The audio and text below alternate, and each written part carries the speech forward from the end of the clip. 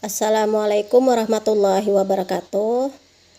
Nama saya Nelly Hajat dengan nomor induk mahasiswa 23811300180 dengan mata kuliah Metode Studi Islam dan dosen pembimbing saya Bapak Asrarullah SAG MAG. Baiklah, pada kesempatan ini saya akan mempresentasikan materi tentang pengertian fikih dan perkembangannya. Sebelumnya saya minta maaf, berhubung resume saya yang buat kemarin itu kurang lengkap, jadi pada kesempatan ini penjelasan saya akan menambahkan dari referensi lain. Langsung saja, pengertian fikih menurut bahasa berasal dari kata pakiha yafqahu fikhan yang diambil dari wajan keempat fa'ila yaf'alu atau sama dengan fahima yafhamu yang artinya mengerti atau paham. Sedang fikih menurut istilah adalah mengetahui hukum-hukum syariat yang bersifat praktisi, yaitu yang berhubungan dengan tingkah laku seseorang dan diambil dari dalil-dalil yang tafsili, yaitu yang berasal daripada Al-Quran dan Al-Hadis. Selanjutnya kita akan membahas perkembangan ilmu fikih satu persatu. Yang pertama, masa Nabi Muhammad masih hidup. Ilmu fikih pada masa Nabi terdiri dari hukum-hukum yang termuat dalam Al-Quran, hukum-hukum yang disabdakan oleh Nabi Muhammad SAW tentang hal-hal yang terjadi maupun hal-hal yang dipertanyakan oleh para sahabat.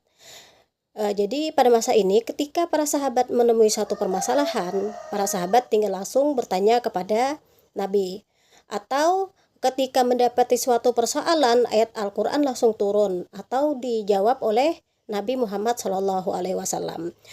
Jadi ilmu fikih pada masa ini, apa-apa yang terdapat dalam Al-Quran atau apa yang dilakukan atau diucapkan oleh Nabi Muhammad SAW, itu adalah ilmu fikih. Dan pada masa ini ilmu fikih itu belum dikodifikasikan atau belum dibukukan.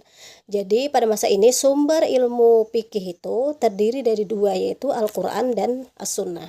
Selanjutnya adalah periode kedua, yaitu di masa para sahabat. Di masa sahabat muncul beberapa persoalan atau permasalahan-permasalahan yang belum pernah ditemukan di masa Nabi masih hidup. Nah, keadaan seperti inilah yang menuntut para sahabat untuk melakukan ijtihad guna menemukan jawaban terhadap permasalahan yang tidak ada jawabannya baik di Al-Quran maupun As-Sunnah. Karena pada waktu itu Al-Quran itu sudah berhenti turun, begitu juga dengan As-Sunnah. Nah, pada masa ini juga ilmu fikih itu belum dikodifikasikan atau belum dibukukan. Ilmu fikih masih berupa riwayat-riwayat atau ucapan-ucapan yang disampaikan langsung dari para sahabat kepada murid-muridnya. Jadi pada masa ini sumber hukum Islam itu menjadi tiga. Yang pertama itu adalah Al-Quran, yang kedua As-Sunnah, dan yang ketiga adalah ijtihadnya para sahabat. Selanjutnya kita masuki periode ketiga, yaitu periode para tabi'in dan tabi'in. Di abad kedua dan ketiga Hijriyah, wilayah Islam itu semakin meluas, dan semakin meluasnya wilayah Islam, persoalan dan permasalahan yang dihadapi semakin banyak, beragam, dan kompleks.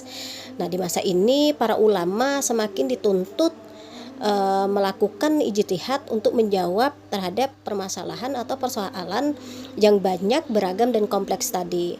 Jadi pada masa ini sumber hukum Islam itu terdiri dari Al-Quran, As-Sunnah, ijtihadnya para sahabat, dan ijtihadnya para ulama, tabi'in dan tabi'in. Dan pada masa ini ilmu fikih itu mulai dibukukan, seiringnya dibukukan riwayat-riwayat hadis.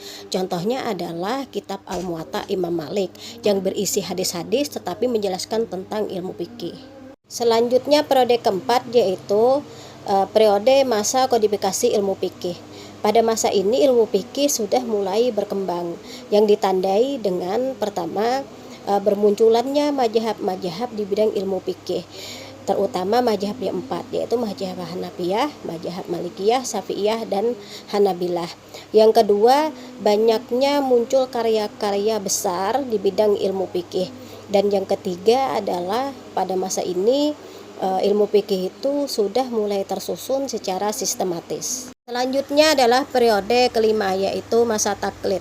Pada periode sebelumnya ilmu fikih sangat berkembang serta banyak karya-karya di bidang ilmu fikih. Tetapi pada masa ini ilmu fikih justru mengalami kemerosotan karena orang-orang cenderung melakukan taklid dan mengkultuskan karya-karya ulama sebelumnya. Jadi pada masa ini tidak ada inovasi baru di bidang ilmu fikih karena para ulama pada masa ini hanya mengikuti karya-karya ulama sebelumnya. Oke, mungkin ini saja yang dapat saya sampaikan. Wabillahi taufiq wal hidayah. Wassalamualaikum warahmatullahi wabarakatuh.